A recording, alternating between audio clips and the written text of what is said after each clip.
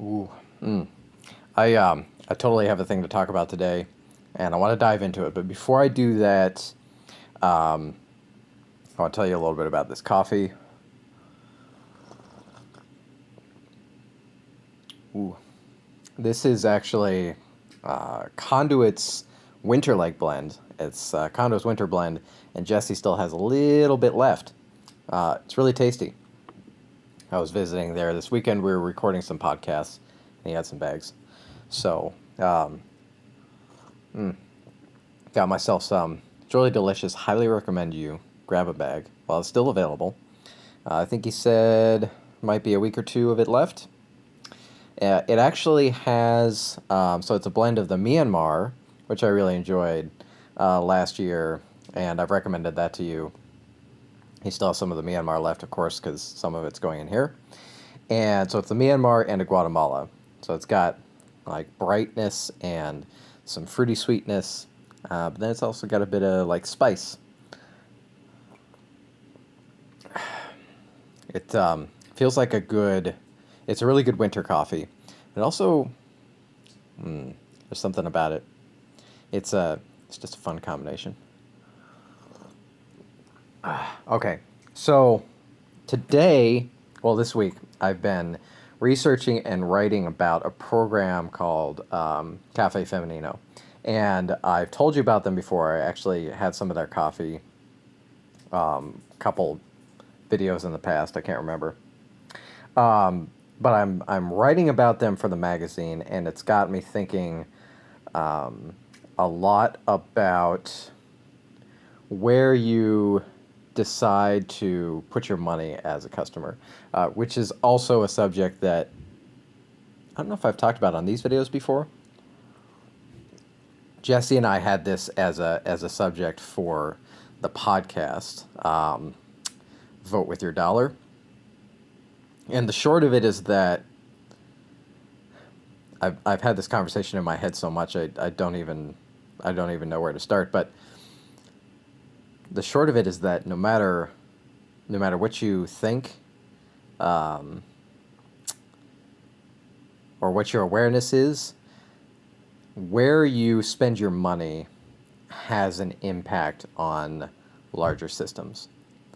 So the idea is that you can choose how systems evolve based off where you decide to put your money, what you decide to buy.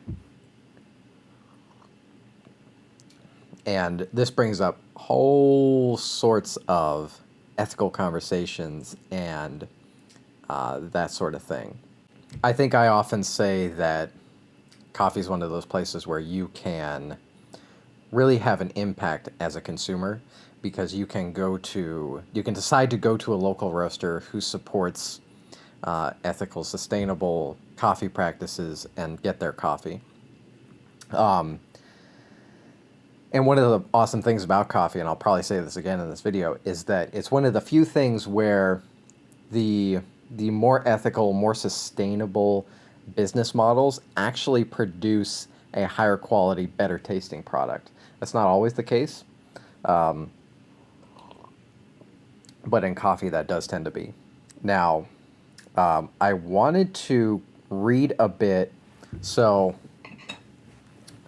one of the things I've been looking through is this research paper, Cafe Feminino's Peru project. So this is a study done on this project and its effects.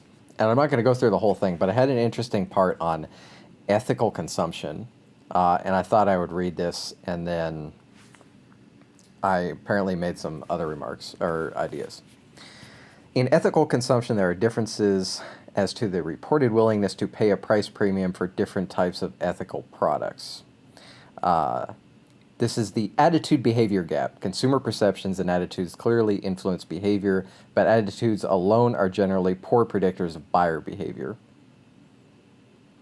I'm just going to skip forward a little bit. It is found that the average price premium that consumers were willing to pay for fair trade label was only 10%. So a lot of this is dealing with like fair trade in coffee, and programs that kind of model off of that or do slightly different things. And the paper also looked at a lot of other ethical labeling products and the effects of those labels on consumer behavior.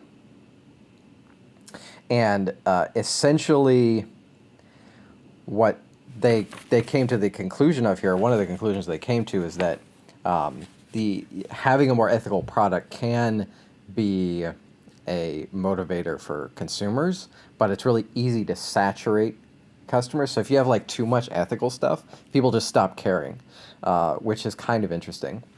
And it makes me think about the way that I talk about your decisions as a buyer, because I think, and my decisions too. Like I think that I try to buy ethically and sustainably in coffee, but truth be told, my personal approach, the quality of the coffee is most important.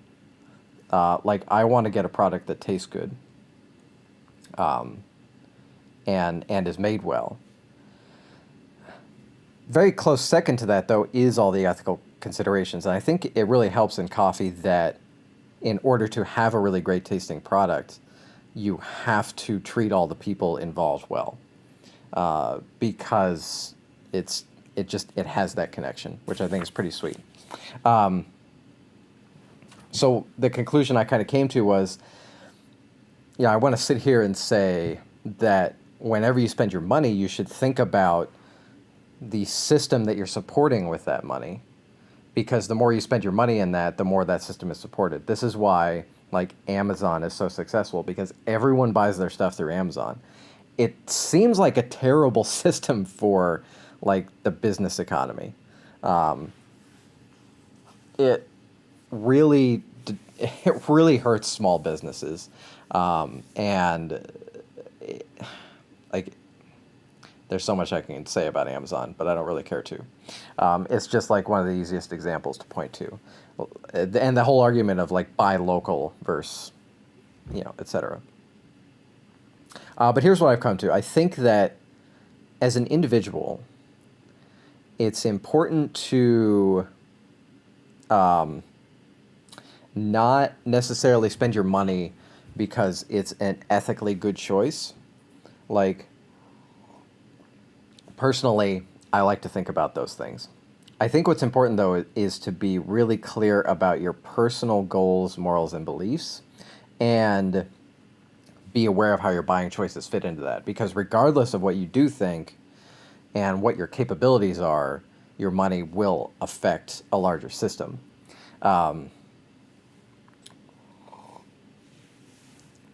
I also think that that asking customers to buy just because it's the right thing to do is not always the best thing either. Maybe that's never the best approach. I also think that putting the ethical responsibility on the consumer is probably actually the worst choice. I think that's actually really unfair. Maybe a good comparison is, there's this dynamic with energy conservation, this whole concept of turn the lights off when you leave the room, use less products, don't use plastic straws, don't have so much waste in your home, yada yada. Like, I think these are good concepts, but I think by and large that idea, that whole practice, is taking the responsibility of energy consumption and putting it on the consumer, who is in the absolute worst position to do anything about the whole system. And the same goes for all like ethical consumption